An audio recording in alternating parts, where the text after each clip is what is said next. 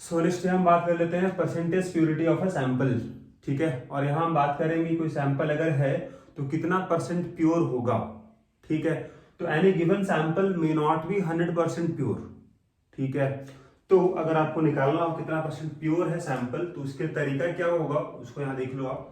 Percentage purity of a sample, मतलब अगर कोई सैंपल दिया गया आपको कितना परसेंट प्योर है, फॉर्मूला क्या अप्लाई करोगे आप।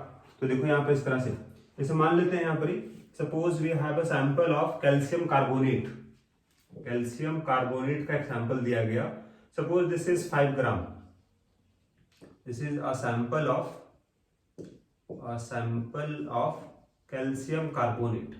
अब यहाँ हमको पूछा जाएगा कितना परसेंट ये प्योर होगा कैल्शियम कार्बोनेट, मतलब यहाँ पर कुछ इंप्योरिटी भी होगा, और इंप्योरिटी होगा in the form of sand particles, dust particles. तो यहाँ बोलोगे आप सैंपल में consist of impurities in the form of sand, dust particles which are assume to be inert. मतलब जो भी इंप्योरिटी होगा उसको हम मानेंगे इनर्ट की तरह, अगर कुछ भी मेंशन नहीं किया गया है तो, मतलब उसका रिएक्शन नहीं होगा, मतलब जो प्योर फॉर्म होगा उसकी केवल रिएक्शन होगा। ठीक है, तो अगर आपको यह निकालना है कितना परसेंट प्योर है कैल्शियम कार्बोनेट, तो जितना इसका रिएक्शन हो जाएगा, मतलब वह वेट या वह मास जो रिएक्ट कर जाएगा, रिएक्टेड बाय वह मास जो लिया गया था सैंपल का, मतलब यहाँ पर ही अगर इसके लिए बात करोगे तो 5 ग्राम हो जाएगा नीचे, ऊपर जितना रिएक्शन करेगा ही 5 ग्राम में सपोज 2 ग्राम रिएक्शन कर गया, तो इसका 2 ग्राम रिएक्शन कर गया तो 2 ऊपर हो जाएगा, नीचे हो जाएगा 5 इंटू करोगे 100, क्योंकि निकालना आपको है परसेंटेज। तो ये फॉर्मूला अप्लाई करोगे परसेंटेज प्योरिटी का। ठीक है, सो अगर देखो इस क्वेश्चन में आप यहाँ बोला जा रहा है आपको 200 gram sample of HCl having 73% purity, इसका मतलब 200 ग्राम जो सैंपल था उसका केवल 73% ही प्योर है, बाकी इंप्योरिटीज होगा। Calculate weight of NaOH required to neutralise the sample. तो NaOH जो भी रिक्वायरमेंट होगा रिएक्शन केवल किससे करेगा, HCl से। इंप्योरिटी से इसका रिएक्शन नहीं होगा क्योंकि हम मानते हैं इंप्योरिटी को इनर्ट। ठीक है, तो यहाँ रिएक्शन क्या हो जा रहा है उसमें यहाँ देख लो आप, जैसे अगर NaOH होगा प्लस HCl, बेस है और ये एसिड है, दोनों रिएक्शन करेगा, रिएक्शन होगा न्यूट्रलाइजेशन रिएक्शन, सॉल्ट बनेगा और वाटर बनेगा। राइट, अब जरा पता लगाओ कितना इसका प्योर था, HCl कितना परसेंट प्योर है पता लगाओ आप, किसके मदद से, तो परसेंटेज प्योरिटी का फॉर्मूला की मदद से। जैसे यहाँ देखो आपका परसेंटेज प्योरिटी के लिए फॉर्मूला जो हम लोग यहाँ लिखे थे, जो रिएक्शन कर जाएगा ऊपर होगा और जो लिया गया था सैंपल का मास नीचे होगा, इनटू होगा 100। ठीक है, तो इसका वैल्यू दिया गया है 73, और W रिएक्टेड आपको निकालना है, तो यहाँ आप उसको x मान लेते हो। सैंपल का मास दिया गया है 200 ग्राम, तो नीचे लिखोगे 200 यहाँ पर ही, इंटू हो जाएगा 100 से, 2 0 कैंसिल हो गया, तो x का वैल्यू कितना आ गया, 3 इंटू 2 6 हो गया, 7 इंटू 2 14 हो गया। यह मास है HCl का जो प्योर फॉर्म में है।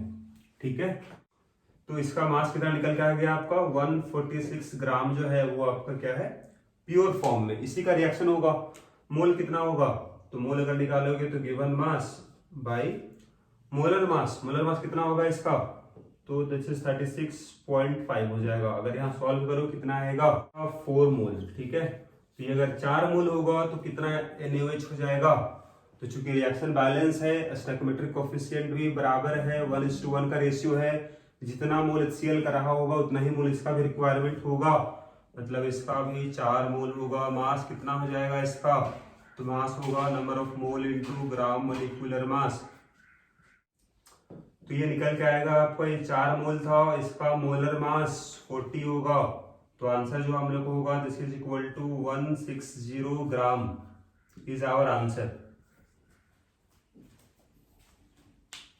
फिर देखो नेक्स्ट क्वेश्चन, आप यहाँ पर दिया गया कैल्शियम कार्बोनेट का 50 ग्राम सैंपल है, उसमें से हीट किए इसको हम लोग, तो रिएक्शन जरा लिखो यहाँ पर आप। कैल्शियम कार्बोनेट को अगर हीट करोगे क्या बनेगा, कैल्शियम ऑक्साइड प्लस बनेगा CO2। क्लियर है, अब CO2 का मास कितना बना वो दिया गया आपको, दिस इज 17.6 ग्राम, तो यहां से आप इसका मोल भी निकाल सकते हो, क्या आएगा 17.6 बाई मोलर मास होता है 44, तो ये निकल के आएगा 0.4 मोल। इतना बन गया। ये कहाँ से बना होगा? कैल्शियम कार्बोनेट जो प्योर फॉर्म होगा वही डिकम्पोज हुआ कि बना होगा। तो इसका कितना मोल होगा प्योर फॉर्म? क्योंकि मोल रेशियो बराबर है, रिएक्शन बैलेंस है, तो 0.4 मोल अगर CO2 बना है तो ये भी रहा होगा 0.4 मोल। इसका 0.4 मोल जो था वो प्योर फॉर्म में था। फिर इसका मास कितना हो जाएगा? तो 0.4 इंटू इसका मोलर मास। इसका मोलर मास हम बता चुके हैं, जैसे 100 होता है, तो ये निकल के आ गया 40 ग्राम। मतलब 50 ग्राम सैंपल में केवल 40 ग्राम ही प्योर था जो रिएक्शन किया। तो कितना परसेंटेज प्योरिटी आएगा? परसेंटेज प्योरिटी अगर निकालोगे आप सैंपल का, तो वह मास जो रिएक्शन कर गया, रिएक्टेड, और वह मास जो लिया गया था सैंपल का इनटू हो जाएगा 100। सो यहां से अगर देखो आप तो कितना रिएक्शन कर गया? 40 ग्राम। तो यहाँ बोलोगे 40 और नीचे होगा 50 इंटू हो जाएगा 100। तो यहाँ से आप इसको बता सकते हो, answer is 80% is our answer. Now next हम बात करते हैं, यहाँ पर आपका नेक्स्ट होगा topic percentage yield of reaction. क्या मतलब इसका होगा? मतलब किसी रिएक्शन में जो प्रोडक्ट बनेगा वो कितना परसेंट बना, वो हम पता लगाएंगे इस टॉपिक में। जैसे मान लो रिएक्शन हम लिखते हैं यहाँ पर formation of ammonia, this is nitrogen plus hydrogen reaction करेगा, it will form ammonia gas. Reaction balance करोगे तो यहाँ आएगा 2, यहाँ आएगा 3, रिएक्शन है बैलेंस, ठीक है। अब अगर हम यहाँ पर ये बोले आपको कि अमोनिया कितना बन जाएगा, कितना परसेंट अमोनिया बनेगा, उसको अगर निकालते हो आप, उसी को बोलेंगे हम percentage yield of reaction. Reaction में कितना यील्ड हुआ प्रोडक्ट का, कितना प्रोड्यूस हुआ प्रोडक्ट, ठीक है। सो यहाँ फॉर्मूला क्या इस्तेमाल करोगे? तो जैसे अगर हम बोले आपको यहाँ पर 2 टर्म आपके लिए इंपॉर्टेंट होगा अकॉर्डिंग टू फॉर्मूला। तो परसेंटेज यील्ड ऑफ रिएक्शन जो होता है, इसका फॉर्मूला होता है आपके पास, दिस इज एक्चुअल यील्ड, मतलब एक्चुअली कितना ग्राम ये बन गया, एक्चुअल यील्ड, और नीचे हो जाएगा theoretical yield, theoretical yield into हो जाएगा 100। तो यहाँ से परसेंटेज निकल के आ जाएगा। तो यहाँ ध्यान देना, जनरली एक्चुअल यील्ड है ना, actual yield is less than theoretical yield,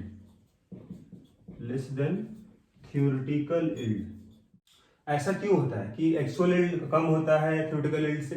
तो इसको जानने से पहले हमको ये जान लेते हैं कि what is the meaning of actual yield and what is the meaning of theoretical yield. तो थ्योरेटिकल यील्ड का मतलब होगा कि रिएक्शन अगर बैलेंस आपको मालूम है तो रिएक्शन की मदद से जो पता लगाओगे इसका मास, वही होगा थ्योरेटिकल यील्ड। मतलब ये पता लगाओगे आप theoretical yield from balanced chemical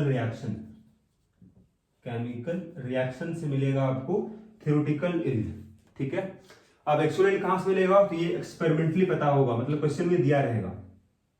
so it is given in problem, क्योंकि हम ये पहले पढ़ चुके हैं कि अगर रिएक्शन अगर बैलेंस है, रिएक्टेंट का अमाउंट अगर दिया गया है, तो प्रोडक्ट हम निकाल सकते हैं बैलेंस रिएक्शन से।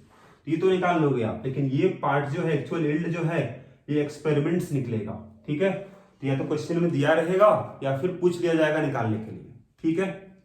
चलो अब हम यह बात करते हैं कि एक्चुअल यील्ड कम क्यों होता है थ्योरेटिकल यील्ड से, इसका कारण क्या होगा? तो यहां बोलोगे बिकॉज पहला रीजन इसका हो जाएगा due to some side reaction. क्या मतलब इसका? तो यहां देखो आप, what is the meaning of this point कि due to some side reaction क्या मतलब होगा? मतलब इसके अलावा कोई और भी रिएक्शन हो रहा होगा तो एक्चुअल यील्ड क्या आएगा? कम हो जाएगा थ्योरेटिकल यील्ड से। ऐसा क्यों होता है?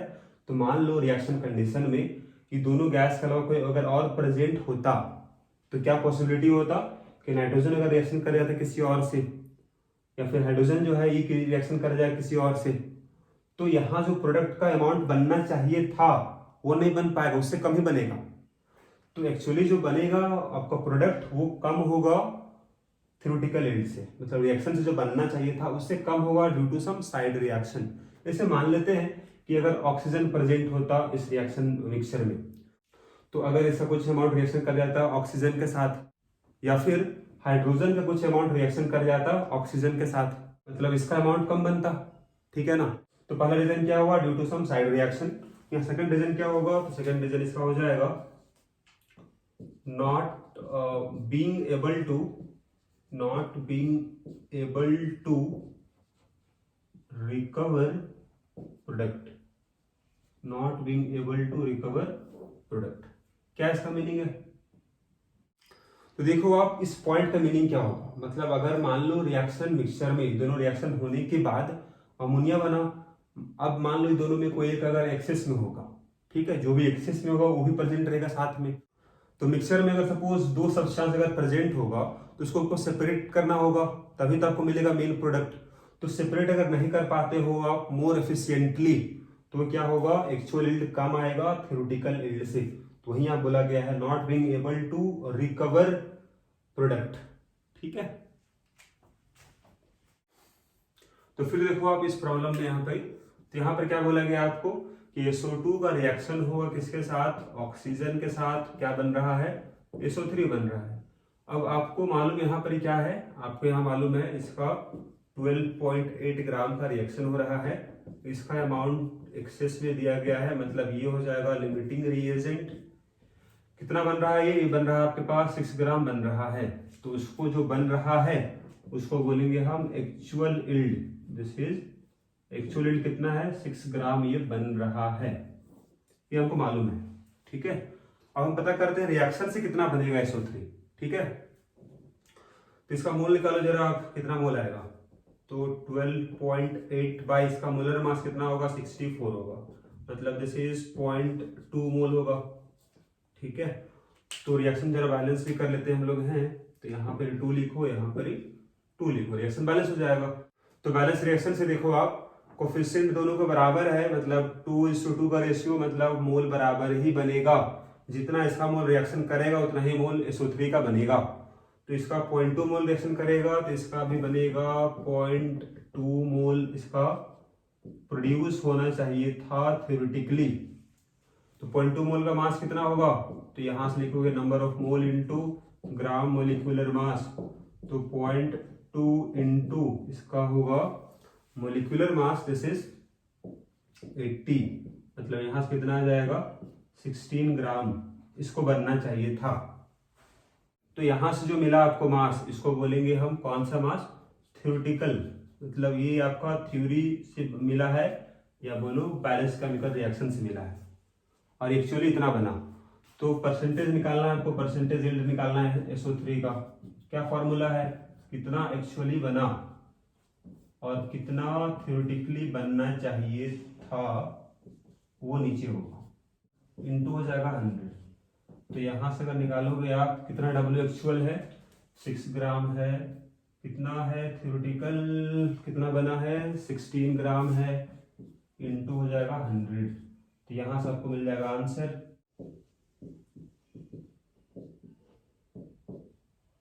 तो 75/2 इसका मतलब कितना इसका वैल्यू आएगा, this is equal to 37.5% answer, ठीक है।